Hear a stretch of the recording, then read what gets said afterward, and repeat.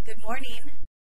Good morning. Thank you for joining us. My name is Kayla Calderon Lugo. I am with the Office of Communications, and it's 9 o'clock, and so we do want to be very respectful of everybody's time. Thank you for being here. Thank you for spending your morning with us. Please continue to enjoy your breakfast, and we have plenty more, so if you want an extra taco, by all means, feel free to grab another one. Thank you for joining our town hall this morning. This is one of two. This is the first one of today. There's going to be another one at 6 o'clock this afternoon. So if you know somebody that wasn't able to attend this morning, please let them know this afternoon at 6 o'clock we are going to be hosting another one. So thank you, everybody, for joining us, and we will go ahead and get started with our program this morning. At this time, I would like to welcome our interim superintendent, Mr. Phil Chavez. Good morning, ladies and gentlemen. The last time we met was on April 18th, and it was in the evening, and we had a large group. And one of the requests from that particular town hall meeting was to offer a morning session. So here we are this morning. We'll be back this evening at 6 o'clock for a second version of this, and hopefully we'll have more people come in. And as you go out and about, please tell your neighbors, please tell your compadres, comadres, and everybody, come on down this afternoon. The goal for our town hall meeting was to get feedback from our clients, our community members, parents of our scholars, to get a pulse of what areas we need to work on, what areas do we need to improve in. The second piece that we also did, and we started off this last April meeting, was to talk about the programs that we have offered at all of our schools, from pre-K all the way up to 12th grade. So based on your feedback, we kind of categorized all those questions. There was several. How many pages of those were there, Kayla? Of the 15 pages of questions and concerns and probing ideas and providing great ideas that we could launch for next year to improve the services we deliver. The team took those pieces, translated them, and placed them on our website under Town Hall Meeting, and all the agenda and all of that information is there for the entire community and world to see. What the team did next was to categorize the questions, the concerns, the recommendations into different piles. And I'm used to having some right behind me.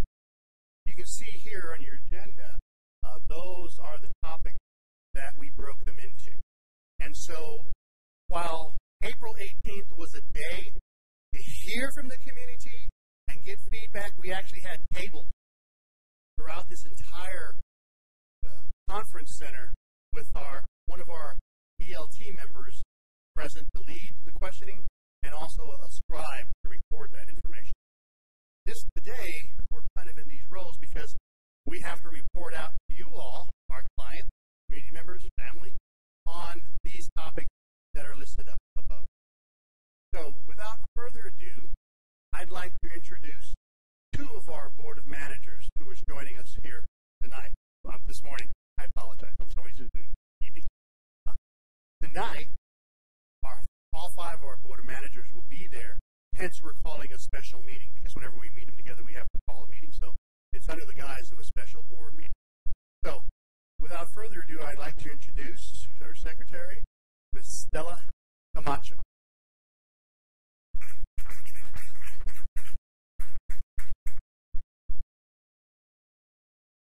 Good morning, Edgewood family.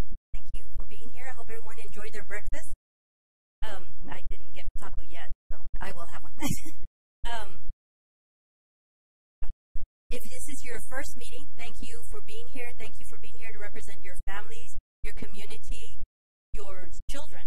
If this is your second meeting, thank you for the contributions you have made to the positive changes that we will be seeing in Edgewood. Like many of you, Edgewood is very dear to my heart. It's where we grew up, where we got educated, where we live. It's our home. And all of us share the passion to want to see our district be recognized for the successes of our students, for the accomplishments and achievements of our young scholars. As I mentioned before, gone are the days where Edgewood seems like an extraordinary place for a child to get an education. We've overcome that stigma. We are at the door of excellence. And it is because of everyone who's here in this room, for the contributions, for the questions, for the suggestions, for stepping up and being here today. Now, many of us, excuse me, I lost my train of thought. Gosh. So, as I said, we're here for the contributions that we've made to our families today. Changes are coming, and changes are happening. So for some of us, they're happening too fast. For some of us, they're not happening quick enough. But remember, this is a very vital point for our students. There is no turning back. There is no looking back. This has to happen because of our students and for our students.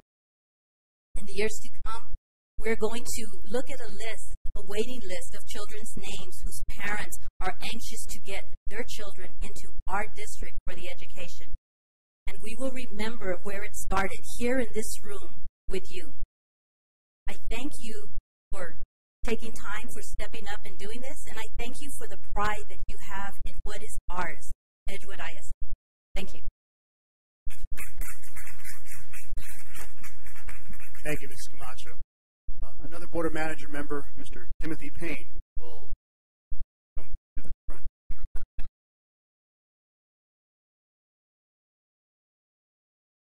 Thank you, Mr. Chavez. Top of the morning to everybody. I would like to just reiterate what Mrs. Camacho was sharing with y'all. She's already said everything that I wanted to say as well. But I would like to say this. Let's take some time and let's use a mirror. Okay, let's use a mirror. And let's look into that mirror. And looking into that mirror, you're looking at who? Yourself. So therefore, when you're looking into that mirror, say, what can I do to assist in this here process of District of Innovation? Because that's where we're at right now, ladies and gentlemen. We're becoming a District of Innovation. So some of us are looking at ourselves and saying, well, I was born in 1950, 1960, 1930, 1970, 1980. But with that thought, have things changed since those times? So back then, we're doing some things differently. So now we're living in a new age. So we have to decide, do we want to get on board with the Edgewood Independent School District and become District of Innovators? If you're saying yes, that means we need to start supporting what this district is in the direction that this district is going in. And that's all of us, because our children they're already outthinking us, because they have all this other stuff that's outside when we were growing up. You got computers, you got all these things that's going on around you, and eventually we're going to be living like the Jetsons, right? Isn't that correct? We might not see it. We might see it, but some of us might not see it. But that's the direction that we're going. And some of us, we need to also expose ourselves to things that's going on, not just in our community, outside this community. Does anybody know that we have a museum in our community? The San Antonio Museum of Science and Technology. Do any of us know that we have one of the largest cyber securities in the country?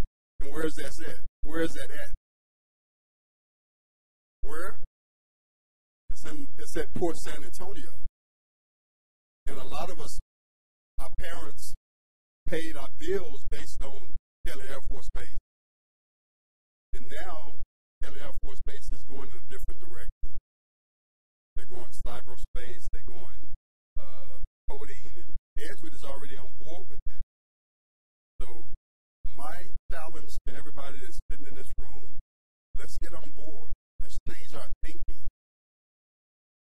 You know, and there's a lot of stuff that has gone on in the past in Edgewood. Everybody knows about Kirby versus Edgewood. Sure, you can keep that back of your mind. But let's start growing from those headaches and stuff that we had. Because we have some great innovators in our district right now. We have some people with some minds. Our Edgewood administrative team, they have minds, and they're going 100 miles an hour. We need to get on board with what's going on in their minds, and also what's going on in your children's mind and our scholars' mind. Because, you know, they have some minds. I am serious. Just sitting with them yesterday and then all that money that Memorial and Kennedy got for scholarships, and you know, some of it double, triple. So there's some things that's going on in our community that we need to say, hey, let's share that with everybody else. Don't share the negative stuff. If somebody's going to be bringing you negative stuff, you need to do like, I don't want to hear it. You know, let's start talking about the positive things that's going on in our district, because that's the only way we're going to move forward. We already know all about the negative stuff. Leave that stuff behind. Let's start working on the positive things that's going on, because it's all about growth. You can't grow with dealing with negative stuff, because all negative stuff it does is what? It weighs you down. It weighs you down. So let's work together and make this place our home. I've grown up in this community. I went to Winston, Lincoln, and then Wren, and then Edgewood, and then off to school at UTSA, Birds Up. So things like that, you know, that we have to embrace those challenges, and let's agree. We can agree and disagree, but you want to continue to move forward in our journey here.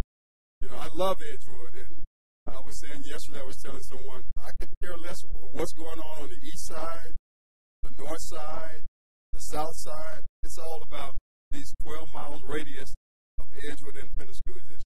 We need to work with economic development. We got a lot of housing that's coming up in our community. We got a guy that just bought some property in between Habitat for Humanities. He's going to put some homes. It's about $200,000. So a lot of people say there's no growth in Edgewood. We got some growth going on. Fort San Antonio's got growth going on. Habitat's got growth going on. You know, so let's work together in our efforts to make this place our home, to make it a better place, and also because it's all about our children, but also it's all about student outcome. Thank you, and God bless Edgewood.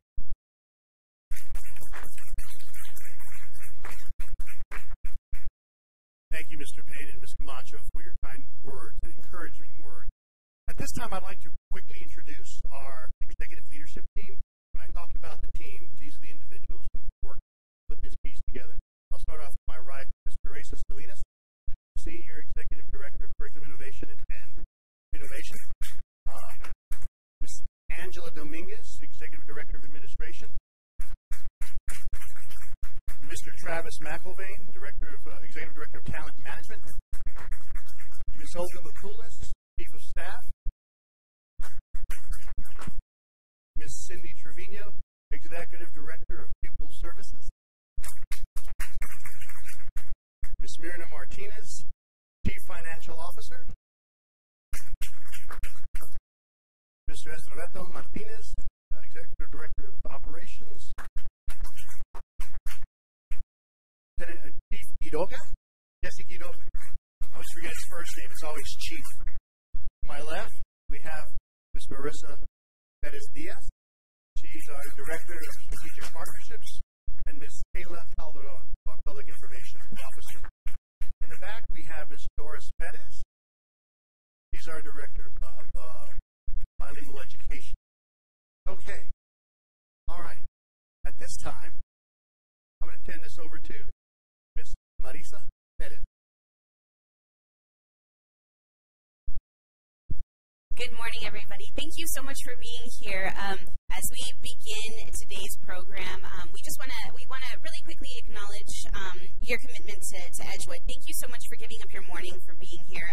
We listened. This is the first step in moving in a direction where we're really engaging with our community. So at our last town hall, we had an evening event, and we heard from many individuals across the district that evening doesn't work for everybody. So So we took that to heart, and we decided that in one day we're going to do a morning session and an evening session to make sure that we capture those individuals that can't make either one of those sessions. So thank you again, just for giving us that feedback, and I hope that that today is an example of us really just listening to you.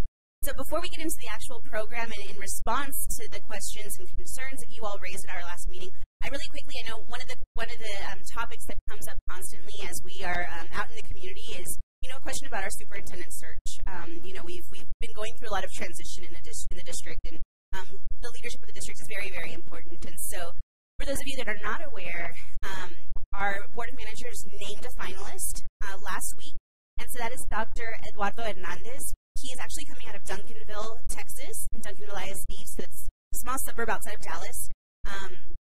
He's had years and years in education. He's a tremendous leader, and we're just really excited to bring him in. Now, by law, there is a 21-day waiting period. So when he's officially named the lone finalist, the board of managers can't officially bring him in or offer hire until the 21 days has passed. This 21 days is utilized to make sure that there are pretty in-depth background checks to uncover, God forbid there were anything, any indiscretions, any concerns that we may have as a district. We have that option to then back out if anything is uncovered. We expect that there isn't going to be any issue. We're very excited to bring him in, but just so that you all know, he is not officially hired onto the district just yet. If all goes well, the idea is that by June 19th at our board meeting, the Board of Managers will officially vote to hire this individual into the district. At that point, we will begin engaging him internally in some learning opportunities. However, you all should know that he isn't officially going to be released from his contract until June 30th. He has got to finish out his duties at his current district, something we definitely respect and appreciate, because we would want the same in return if we were on the opposite end of this conversation. So from June 19th until June 30th, we will be having conversations with him. He will be learning from a distance. But as we bring him in and transition him onto the team, beginning July, after our July 4th holiday, he will start having a complete crash course in Edgewood ISD and all of the really great initiatives that we've got going on, including our Lone Star Governance training that our Board of Managers has undertaken. We will also have a crash course in Systems of Great Schools, which is a wonderful program. Edgewood ISD is going to be in the second generation, the second cohort of this initiative across the state. And so although he will learn this as he transitions on in July, he will be attending a training in mid-June, because he's that committed to making sure that he understands what it is that Edgewood has been doing. And then I think that just understanding what our roles are in the executive leadership team, to understand the initiatives that we have personally initiated here in the district locally, and how he can, he'll learn what we're doing, and then he'll decide how he can help support us moving forward. So I just wanted to make sure that you all had that update. That's about as much information as we have, and so everything that we know, we've been able to share with you all. If you have any additional questions, I'm going to be here all morning, so I'm happy to engage you all in conversations afterward. But I think that we want to go ahead and get this program started so that we can respect your time. And so I want to introduce two of our leaders to address the very first bullet point, which is the EISD programs. So if I can please invite Ms. Teresa Salinas and Ms. Angela Dominguez up.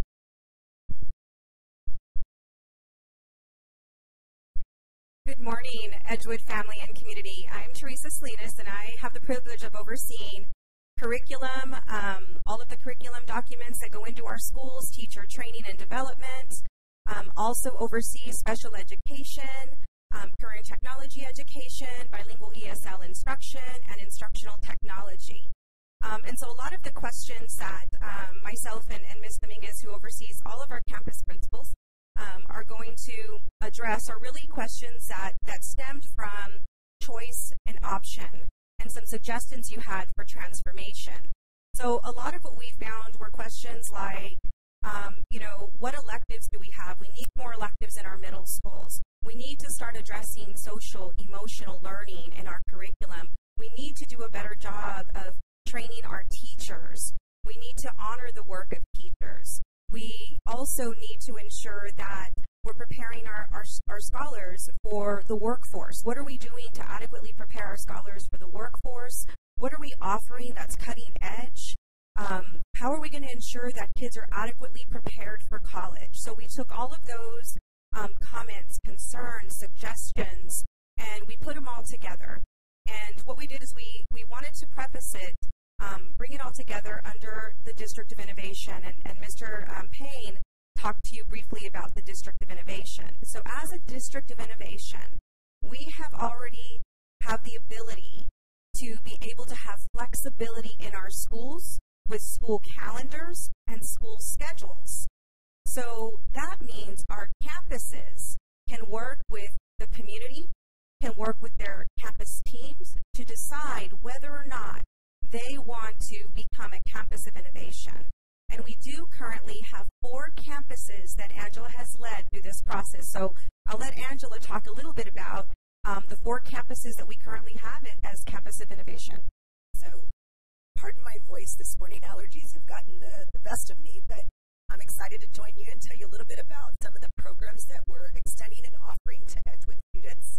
Part of the process that we've gone through is getting feedback from our students about what their interests are, looking at the job market, and the changes that are in place that our students can be competitive in the workforce. So at Memorial High School, that campus this year was awarded a $3.5 million redesign grant. We're really focused heavily on health science and education. We're going to be doing a teacher training program at Memorial High School. We're also offering to our students the culinary program. At the Fine Arts Academy, that campus is offering fine arts, theater, performing arts, welding, construction, cosmetology. Some of our programs grew so much that we actually had to add teachers in particular places. So we also looked at what students wanted to participate in. So for example, cosmetology, we've offered it for several years, but only 25 students in each grade level were able to come in because of having 1 teacher. This year we've added 2 teachers because the demand was so high from our students. The same for auto. So the auto program, we had lots of students with interest, but only 1 teacher. So based on student interest, we've added an additional teacher to that as well. The auto program is moving to Kennedy because we need a larger facility to accommodate them. So at Kennedy, we'll have the auto, criminal justice, cybersecurity. We'll also be offering an extensive JROTC program there and leadership development. So when we went out to 8th graders had multiple choices. They got to choose what high school they wanted to go to based on the programs that we offer. So I think that those schools of innovation are going to be marketed to our community a lot more. We also are opening up Cisneros as a social emotional learning focus, and their focus is going to be on the whole child. So at each of those 4 campuses, we'll be recruiting out of district enrollment as well. So we're really trying to market innovative and new programs for students in Edgewood and students throughout their county. Thank you. And we've also looked at what's happening in our middle schools. When it comes to career and technology education, we want to start early. So we have partnered in terms of college career readiness with Gear Up. And so we're going to be preparing our students for college and middle school. We're also taking some of the lessons and pulling them down into our elementary schools so that every campus feels like a college-going, career-going campus. A lot of other questions, and by the way, on your handouts, if you'll refer to pages 3 through 7, that's what we're currently discussing. So you'll see much more detail in the responses that we're providing to you at this moment. We're also looking at ensuring that our students have an opportunity to do internships. That really came up a lot throughout conversation about whether or not kids get real practicum experience. So our CTE program is currently in the process of remarketing and rebranding. Angela's working very diligently with campuses and our Director for Career and Technology Education and the different departments to ensure that the community and our students and our parents know what options we have. So as a District of Innovation, as campuses come through this process as well, you have choices. While we may not be able to offer every elective at every campus, we do have the option to send your child to campuses with which they want to go to. Transportation, we're working on transportation. We do not want transportation to be the barrier for your school choice. So we'll be here throughout the morning. If you have any other questions in regards to anything on those pages or any other questions that you didn't get to ask that now you're really curious about, we'll be more than happy to answer those questions for you. Thank you.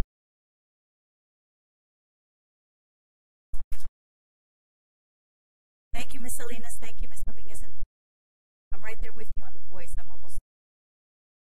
Next, we have communications as one of our topics of conversation. And so we know this is very critical. This is very key in communicating with our families, everything that's taking place in our district. And so one of the things that I can tell you right now that is happening is, first and foremost, our meeting this morning is being live streamed.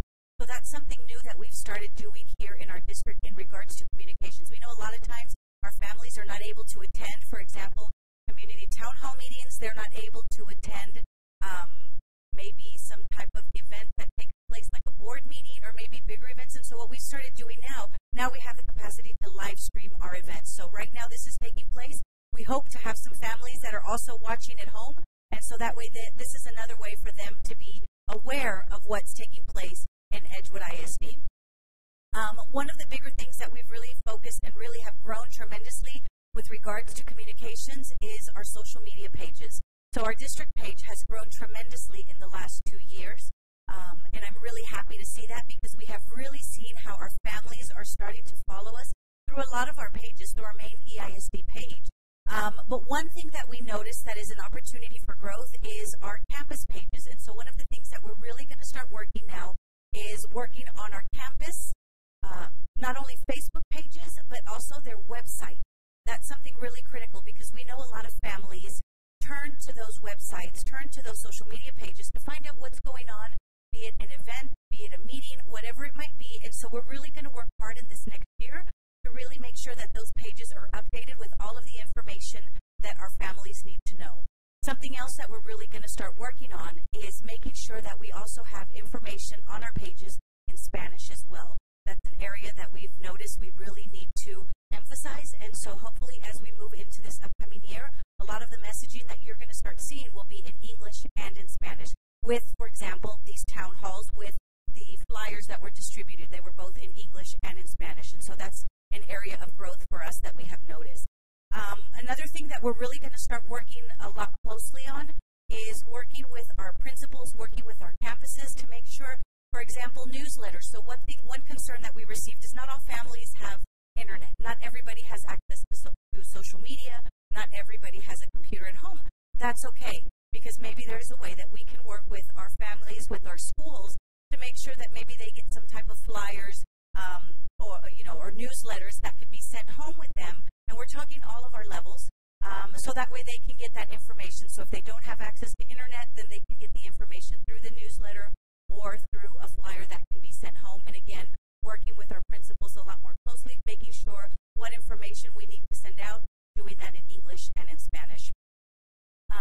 One of the other things that we have been working on is we know, again, there's a lot of great things that are taking place in Edgewood ISD, and so we need to start promoting that not only internally, but externally as well. So one of the things that we're really happy to have seen within this past year is the relationship that we've developed with our media partners, for example. They play a big role in a lot of the things that I do in my office, where we invite them to come out to our events. We invite them to come out to our campuses and see what's taking place. We've been very fortunate this year that we've had a lot of participation, and so we hope that relationship will continue. We have one in-house this morning. Thank you for being here. And so that's going to be a big part of, again, getting our message out. But we've also did something this year that, at least since I've been here, we've never done, is I don't know if you've seen around the neighborhood, but we have billboards and banners showcasing the programs that we have in Edgewood ISD. And this is something that we hope to continue because, again, we know every single day thousands of families that are not from Edgewood drive through our community. And so if this is a way for them to see what it is that's taking place in our community, we want them to know that. So that's something that we tried this year and we've gotten some great responses from.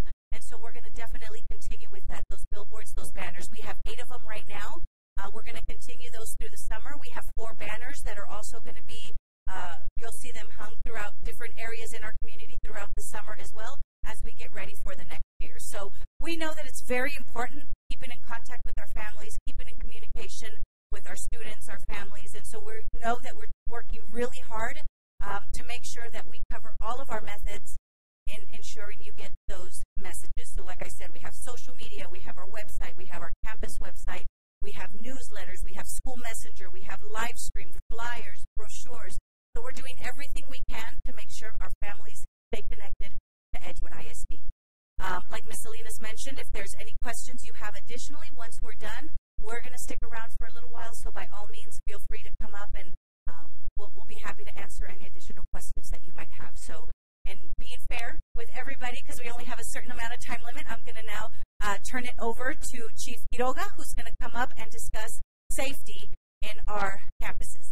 Thank you very much, everybody.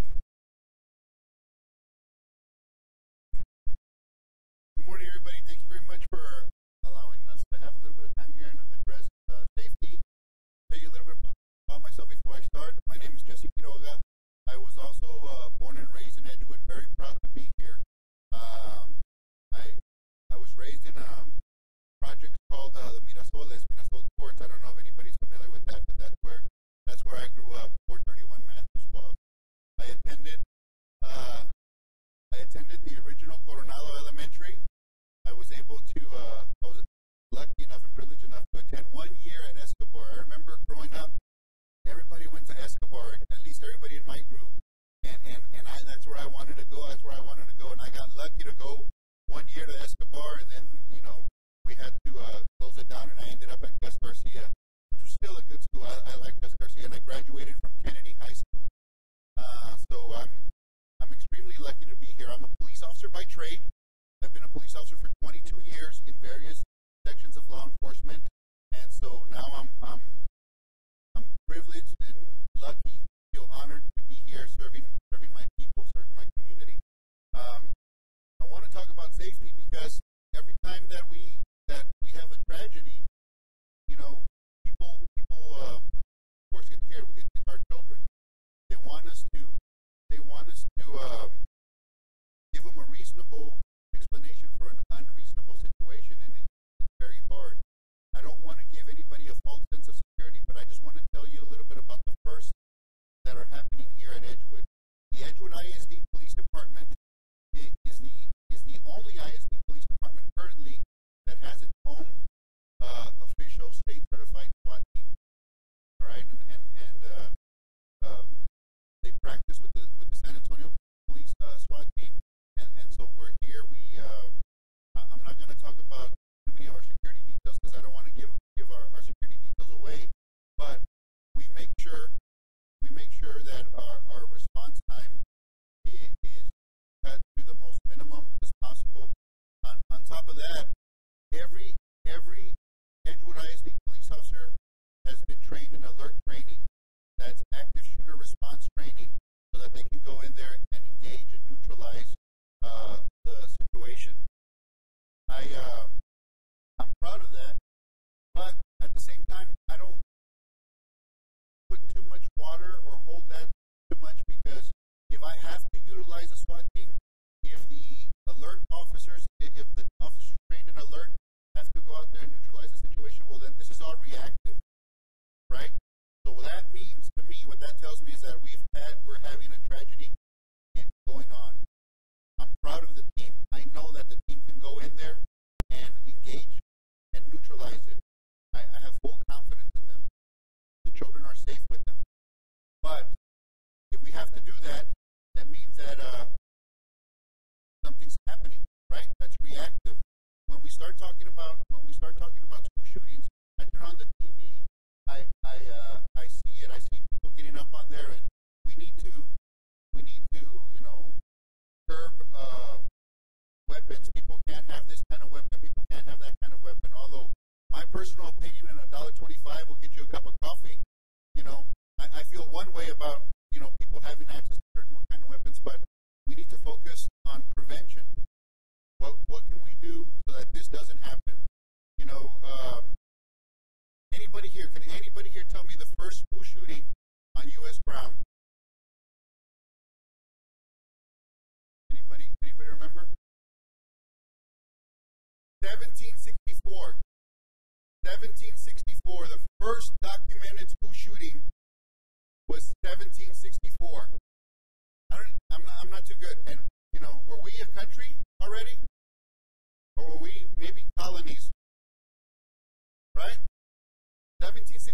was the first shooting documented? All right, can anybody tell me the most tragic school shooting where we lost the most amount of children, the most amount of little souls? Everybody tells me Sandy Hook. 1927, Bathtown, Michigan. 1927, Bathtown, Michigan. That bad guy went in there and he killed the most children in the state of in our history. So this is not new. This is not new. I guarantee you, I'm not a betting man, but I guarantee you, if a fire alarm went off right now, all of you here, everybody here would instinctively know what to do.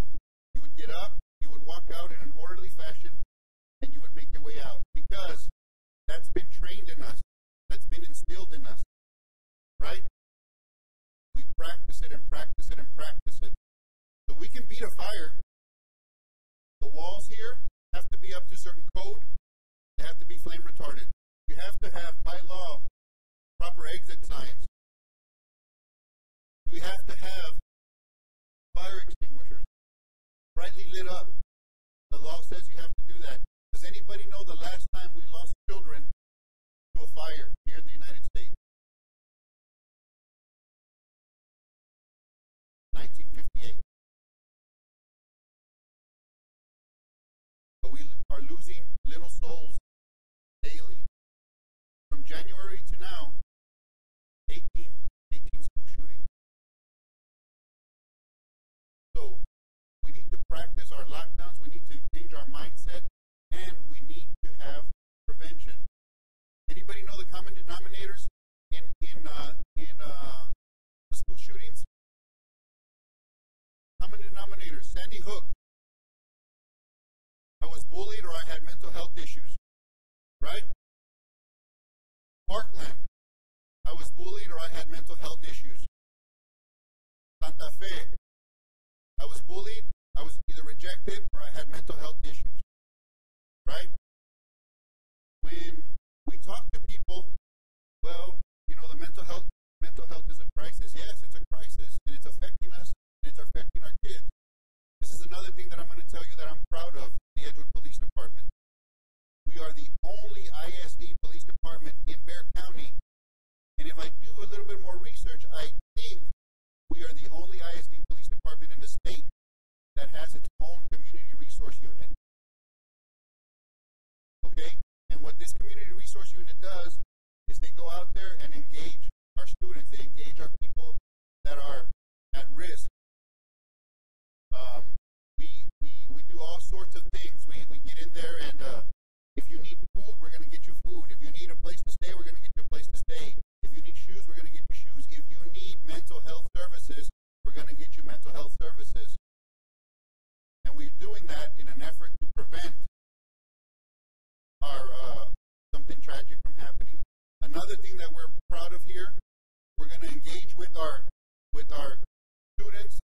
Be something, say something. We're going to change the mindset of people. Edgewood ISD, I know it. We're going to be the first. Just like we were the first on a lot of things, we're going to change the mindset of people. Be something, say something. If somebody needs some help, let us know. So we can go in there, we can prevent, and we can help them be successful. I can go on and on and on. I'm very passionate about this, but thank you very much for giving me the opportunity to share some of the things that Edgewood is doing for you guys. Anybody have any questions of me? So afterwards? Thank you. Appreciate it. Thank you very much, Chief. And now we'd like to welcome Mr. Roberto Martinez, who's going to discuss the transportation, nutrition, and the facilities part of the questions that we received. Thank you, Kayla. Good morning, everybody. I'm Roberto Martinez, the Interim Senior Director of Operations, and I oversee transportation, nutrition, and facilities, and really excited to be here. Thank you so much for taking the time out of your day this morning. Mr. Payne, you and Ms. Camacho led off great words about innovation and what that really means and where we're going. I'd like to start off with transportation, with the innovative piece that this thing right here, I'm holding my hand, our cell phones are such a powerful tool.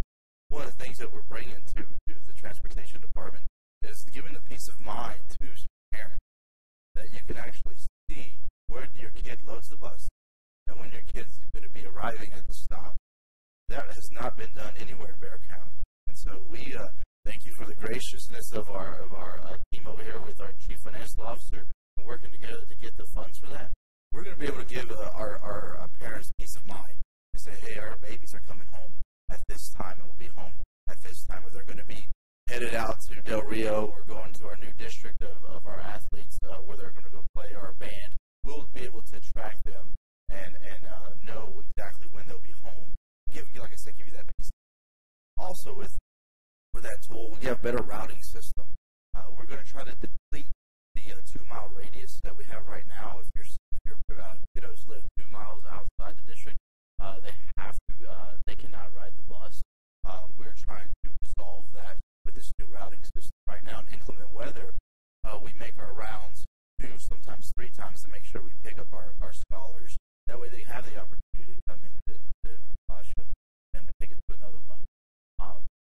Those are a few things that are going on with transportation, and one more piece is that we're looking with other districts in the city. They have this program where the stop arm comes out and it has cameras on it, and it tracks how many people pass. And we're talking about safety of our students when they exit the bus. So we're working with the vendor right now, trying to line up the contract so that they can come out and monitor that with us for a little bit stronger. Because right now, if we put the stop arm out and a car passes, we can actually hit the button and it will send a message to our computer system. And it will let us know, hey, at this moment, at this time, a car passed the stop. So what's that going to do is going to be a little bit more condensed with this new program and actually have a better digital camera, better timing to where our bus driver won't have to do that. It will automatically snap the pictures of the license plates of the people going to and from. It also is going to put a camera in the back of the bus for us, and then 5 digital cameras inside the bus that have live feeds for us whenever we want to be able to poke in and make sure our scholars are safe. Those are things that are wrapped around transportation that we're looking at. In the nutrition department, we had some comments about the tastiness of food. For the first time ever, the district hired a dietitian. She came from a hospital environment, and she developed a test kitchen over at Burleson. And what had some of our scholars, some of our culinary arts students come over and start testing some different foods. And one of the things that they implemented into the school district was it caldo loco or what's the pollo loco? Fideo loco. I haven't tasted it yet, but apparently it had amazing reviews. But they developed that. The students and she got together and they developed that in our test kitchen over at Burleson, and they implemented it across. So there are things that are happening behind the scenes to get our food a little bit more tastier. But we do follow the FDA, TDA guidelines for the child nutrition department. The other piece with the child nutrition department is that we want to bring in a different vibe when a student goes into the kitchen. When they go into the cafeteria. How do we bring in an extra set of curriculum pieces to have learning within the cafeteria? Why not? The question is, why not? And that's what we're spinning around. Our transportation director is an Air Force old transportation guy. Our child nutrition director is a 40-year veteran in child nutrition. So her task has been, how do we bring an extra spin of education into the cafeteria? And she's been doing some brainstorming with her team, and we're looking to hopefully launch some things here coming up this next school year. Finally, with facilities, Ms. Martinez, our CFO, Mr. Chavez, have really put together an amazing team with the Blue Ribbon Committee. And recently, about 2 weekends ago, we did some tours around the facilities and took notes. And with that being said, we're trying to develop a 5-year plan on how to enhance our facilities to also bring up the learning environment. We were tasked and we were honored to be able to speak at the Mexican American School Board Association a few months ago with TASB, the Texas Association of School Board. And they asked us to come and talk about what we're doing in Edgewood that enhances the learning environment. So there's some things that we've been doing. Well, one thing was really ranked in the state. I think last year, the top 5. Their footprint is probably one of the largest in Bexar County. We've extended it from about maybe 2,000 square feet to 10,000 square feet. They're doing some amazing things.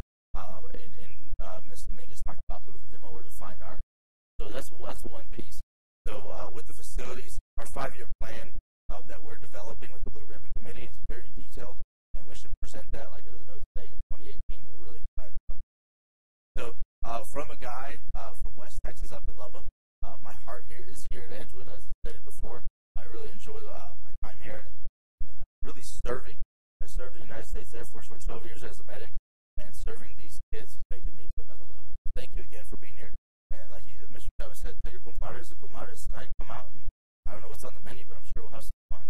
Here you go, Kayla. Thank you. Thank you very much, Mr. Martinez. And now if we can have Ms. Mirna Martinez come up, who's going to discuss some of the questions that were received regarding the budget and finance piece. So welcome. And no, they're not married. No relation, actually. I just want to clarify that for the record. So you all have heard a lot of great initiatives that are happening. What our goal is in the finance office is to make sure that everything that we do, and no matter what monies we have and what challenges, because we have many, that our focus remains on everything that's going on, whether it's in academics, transportation, because at the end of the day, the goal is to make sure we serve our students in the best way possible. Now, one of the challenges that we have as a district is that we have declined in enrollment. We are doing and we are making a lot of changes to make sure that some of our students stay in our district. We have a lot of competition in our charter schools and some of the schools that are down the road. We see them pop up everywhere. But as you can tell from everything you've heard this morning, we have some phenomenal opportunities here in our district. The word will get out. We're confident about that. But we do plan for the challenges that we have. So on a regular basis, some of the things that came up, protect our taxes, our transparency about our budget, and how we're spending money for furniture and or computers. I'm not going to touch on the computers too much because Mr. Chavez is going to delve into that a little bit more deeply. But all of the pieces that we have in the focus, as we move forward, over the last couple of years, we've had the opportunity to really look at some programs, whether they be softwares or our technology, all of these pieces we've had. Our team is fairly new to the district. So we've taken these last 2 years to really evaluate what's out there, what's working and what's not. But that takes time. We do it with teacher input. We do it with student input. And we've had some great successes. We've had some failures. We've had a software that we used, and we figured out, you know what, it doesn't work at this grade level, but it's phenomenal for K-5. So there's a lot of evaluative pieces that go in, and some of those pieces take money. But we are very conscientious about where we put the money in. We evaluate, we put in the piece, or we put in a practice, we evaluate, come back and figure out if it's working. And that's the right place to invest the monies in for our students. So we are very protective of our taxes. Our taxpayers in this district, I have to tell you, are phenomenal. We are one of the few districts where our taxpayers approved way back in 2009 to tax they're willing to pay at $1.17 when most districts pay $1.04 for their taxes, and that helps us in our operations. So we're very cognizant of the fact that our constituents have been behind this district for a very long time, and the fact that you all are here shows that support.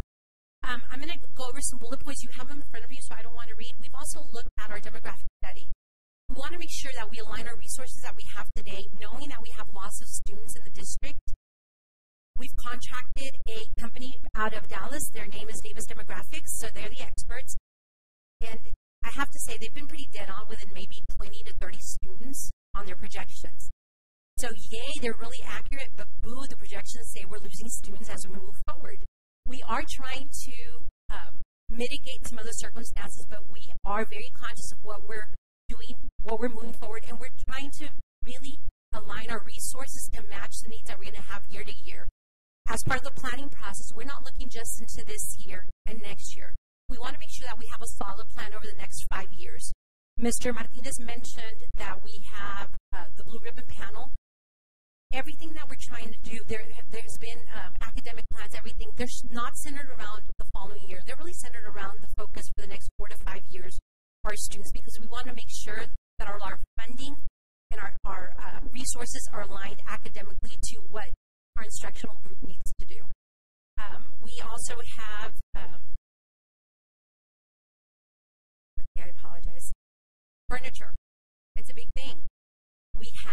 our students deserve the best. There's no doubt about that. There is zero doubt. If we had many trees, and I've asked Mr. Martinez to plant them, he hasn't found me any. I'm still hoping. If we had many trees, there's zero doubt that we need more support around the campuses. But we are developing plans. We may not be able to buy a piece of furniture for every campus today. But if we do things strategically and we align resources, again, moving to the next 5 years, if I'm a campus principal, I want to know that, hey, maybe it's not my turn this year, but next year I'm up on the list. So that's what we really want to do, is ensure, and all those pieces are already in the works. We had a campus walkthrough 2 weeks ago where we had 4 different vendors come in to give us some recommendations. What's the end thing today for furniture? I have a 9-year-old, and I will tell you, to have him sit here for 3 or 4 hours in a regular chair like this, near impossible. So I imagine a teacher with 20 kids, like my own child, that's a lot to ask for. So what can we do in the classroom, in our libraries, that's going to be furniture that kids actually want to sit in? So we're really looking. We have vendors, like I said, come in and make some recommendations. So we are making a lot of efforts around that. Mr. Martinez touched around the boundaries for transportation. One of the things that was up for finance, and I'm just going to touch on it a little bit, erasing boundaries. What exactly does that mean, right, to attract students? What does that mean? Under District of Innovation, Ms. Dominguez and Ms. Salinas touched on the fact that we would be able to accept students from another district, and that is our goal. Under DOI, we'd be allowed to do that. We're also working the transportation pieces. As you can see, it's a big moving machine. We're all going to talk about some of the same pieces that touches all of our different areas, and we're trying to be really, really cohesive in that planning process to ensure that our staffing, our resources, all those pieces are aligned well to what the plan is to ultimately serve our student. Again, I'm not going to take up a lot of your time. Mr. Travis is going to touch more on the technology piece in a few moments, but I will also be available afterwards if you have very specific questions. We do have some budget challenges. For those of you who may or may not know, as we lose students, our funding decreases. And that's something that I urge you talk to our legislators about, because as our taxes go up here in the community, the state does this to their funding. As we move forward, those are some pieces that you can help us push outside of these walls with our community and our legislators as well. Again, I'll be available after. Thank you so much for being here, and I appreciate the time.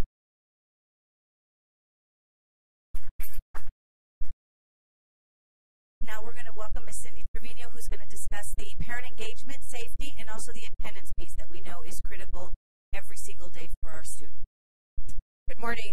Thank you for being here. And again, my piece, the biggest piece I have, I believe, is, of course, attendance. And we cannot do it alone. We know that as a team. We constantly talk about how can we engage our parents, because that is so critical. We know that partnership is so critical to the success of our scholars.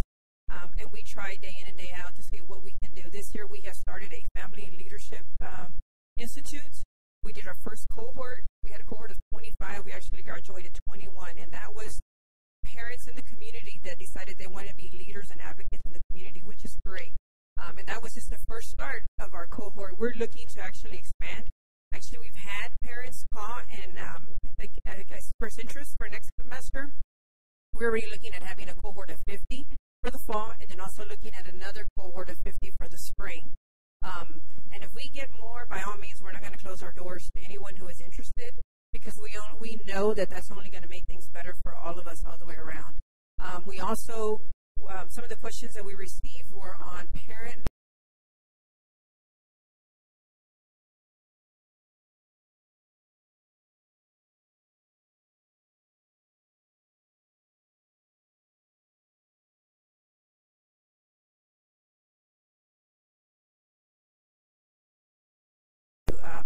support my child. I need some help.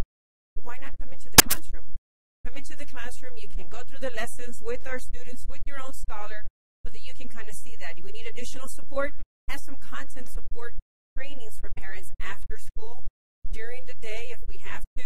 We really just want to expand. Like I said, we're looking, and we've had some conversations with Mr. Martinez.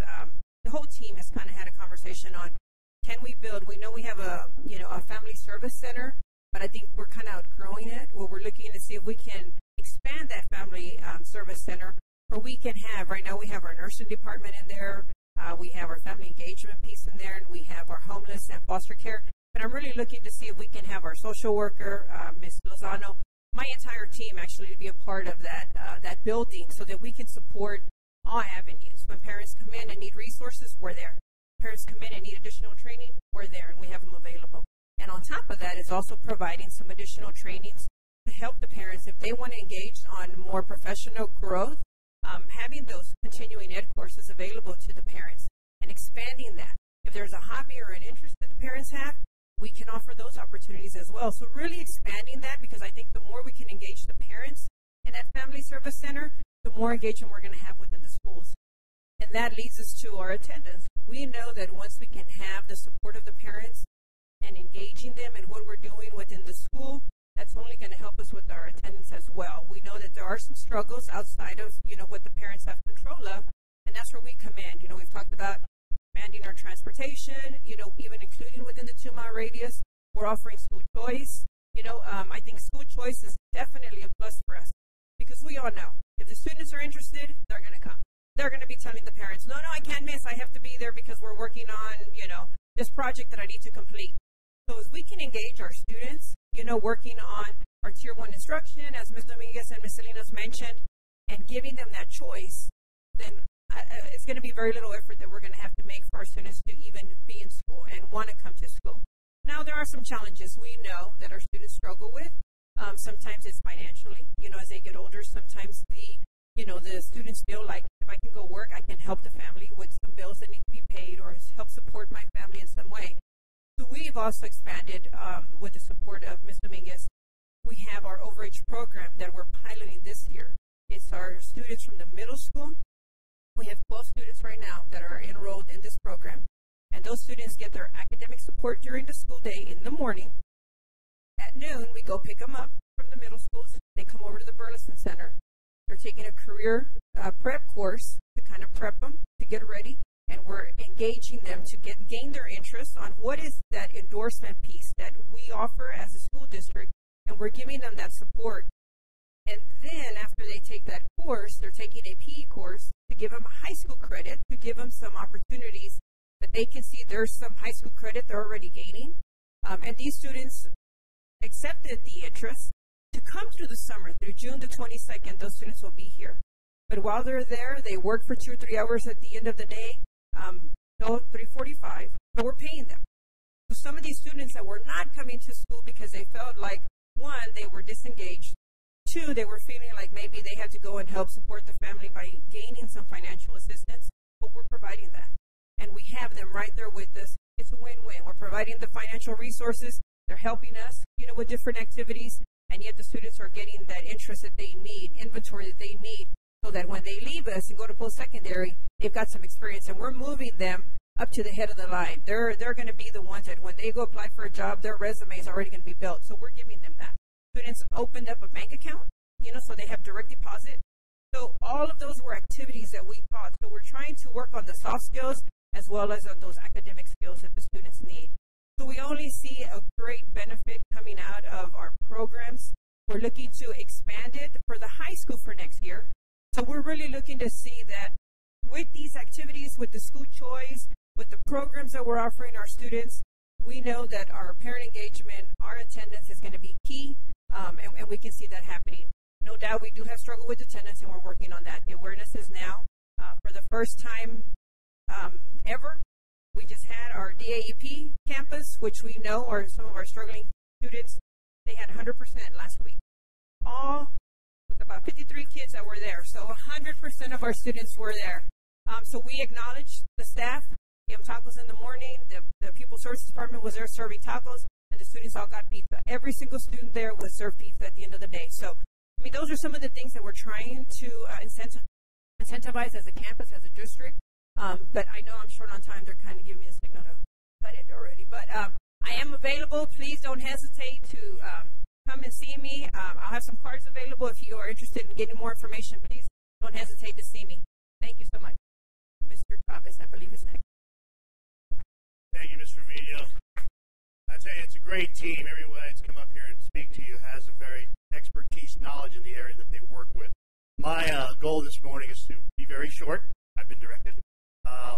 is technology. Technology is an issue for the last 3 years. We haven't had a refresh cycle, so we have some outdated computers. Starting with those that are more than 5 years old, we are collecting those, and those are basically for surplus because we cannot modify them. We can't refurbish them. 5-year-old and 4-year-old computers, we're collecting, and we're seeing how we can soup them up, if you will, change out their memory, things of that nature. Computers that are 1, 2, and 3 years old, we're going to redistribute throughout the district. Our team has worked with our principals to say, these are your devices, this is your inventory, this is the age of your inventory, these are the individuals that you have in your labs and the teachers for students, and the Board of Managers recently approved the technology purchase. We're purchasing over 2,500 devices, and those devices are going to be very student-friendly. They're tablets. They can be used as laptops. You can spill a Coke on them. I don't recommend this stuff. And they still work. So they're very solid state in that sense. And we work together to work with the principals to ensure that our students get those particular items in place this summer. The other piece, ladies and gentlemen, is we also have questions came up, 4 or 5 questions came up regarding my son or daughter is enrolled in an early college high school dual credit course. My son or daughter is in an AP class. My son or daughter was in the STEM Toltec Academy, and they had computers, but they can't go home with it. So those computers that we're refurbishing, those computers that we have at the secondary level for those particular courses, we're going to develop a checkout system for those students. So we listened to everyone that night. We'd already actually started this process last semester together with a technology committee and then refurbishing that component.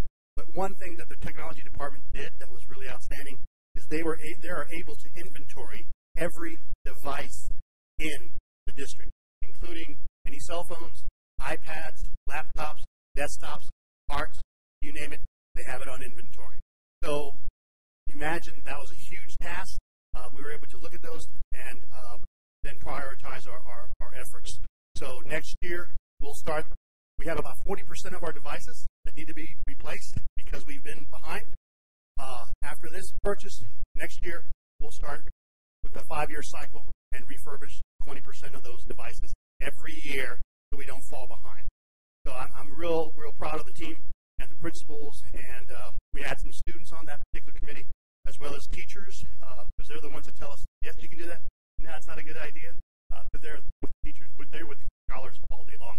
The other piece is that we have an infrastructure. People say, how's your infrastructure? Our infrastructure now went from 1 gigabyte to 10 gigabytes. This thing is fast. So if there's any concern about whether or not we can serve these devices, we have the backbone for that.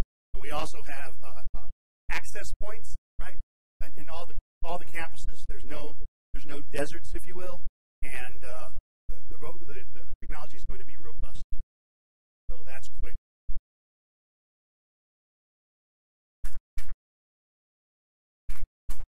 And the only reason we rush them is because we want to be respectful of your time. We said until 10, so that's why we were putting pressure on Mr. Chavez. But if you can hang around a little bit longer, by all means, you're welcome. Ms. Marisa.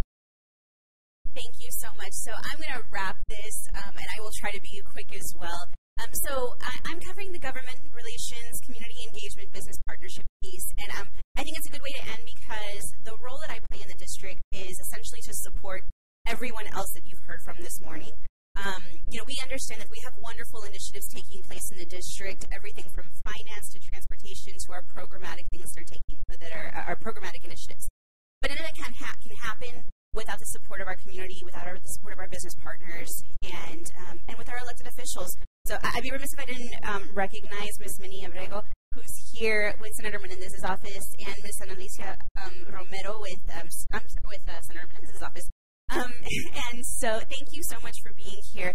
And Senator Menendez and his team are absolutely incredible in terms of representing and supporting our district. But we also have wonderful state representatives in the area, wonderful city council people.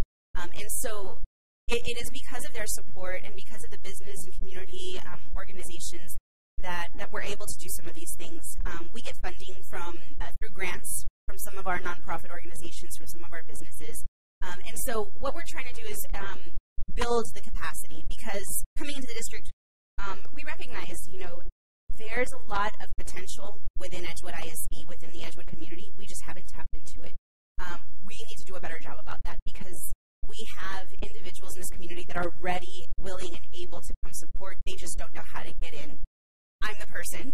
I'm really excited to take this role on, and so that you understand what's been taking place over the last 3 months. I will say we've had multiple elected officials come visit, address our students. We've had sit-downs with them to kind of update them on the things that have taken place over the last year and a half while this team has been together. In addition to that, we've sat down with Port SA. That was one piece that came up in constant conversation with community members. We have this gold mine in a business partnership that could be taking place that has not been developed yet. We have already had a sit-down meeting with them, and it wasn't just with myself and with our interim superintendent. We brought in our director over career and technical education and our STEAM director, because we understand that Port SA is a hub for STEM education. It will be a hub for STEM education.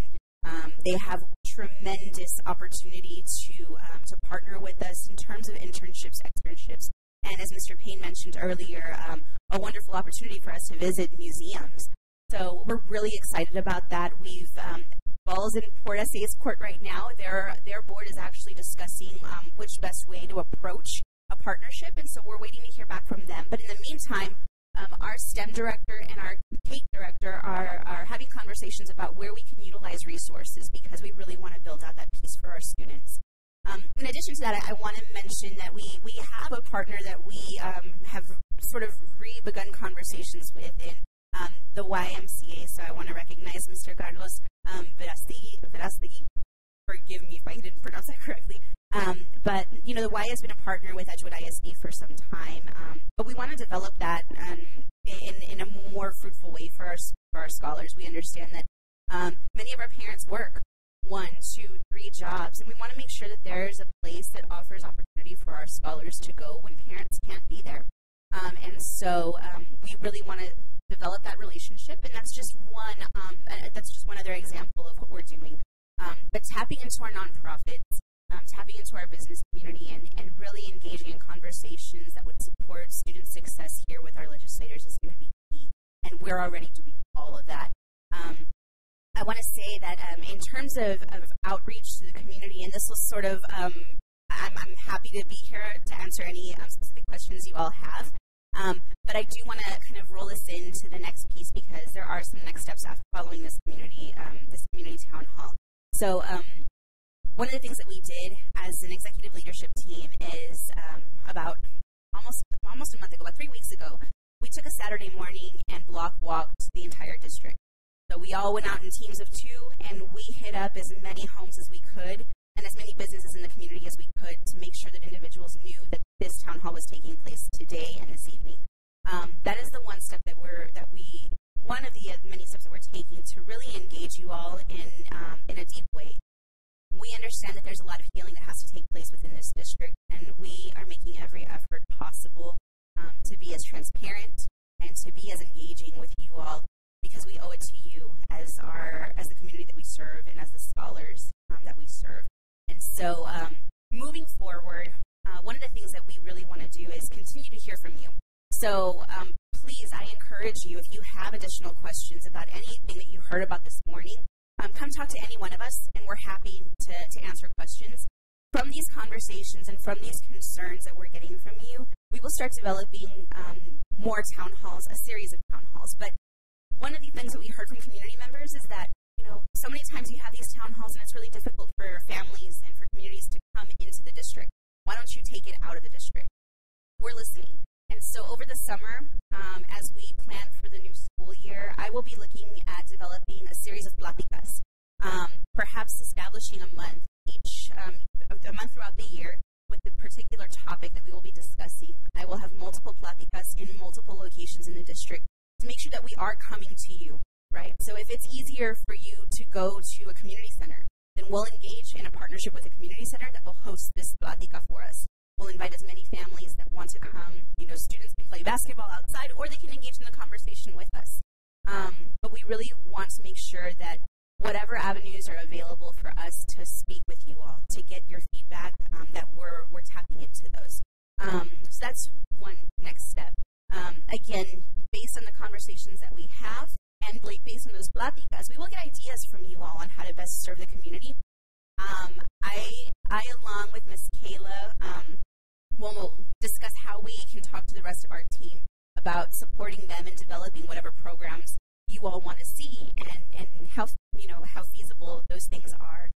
So please know that we are very appreciative, and we're very open to hearing from you all, because we want to make sure that at the end of the day, this district is a community district. You hear the term community school constantly. We're moving in the direction of being a community district. We want to make sure that we're open, supportive, and really serving our community in the best way possible. So thank you so much. I'm going to bring up Mr. Chavez to close us out this morning. Thank you, Ms. Perez-Diaz. Again, a very strong team that we have listening to those concerns and the feedback that we have. As she mentioned, the Pláticas is a very important grassroots piece where we go out to neighborhoods and the different areas. I was part of that block walk, and it was very interesting engaging different families, knowing what their concerns are, looking at, talking to them with their kids right there on that Saturday morning. So it's very important that we get the message out. I want to ask a question. How did you all learn about today's event, this morning's event?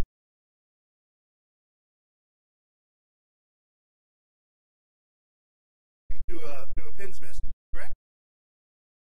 Facebook. All right. YMCA, fantastic. Well, thank you very much. We're going to send out some more pieces. If you look up here, we also have our website that has town hall meetings. This is a piece, and it's live streaming currently.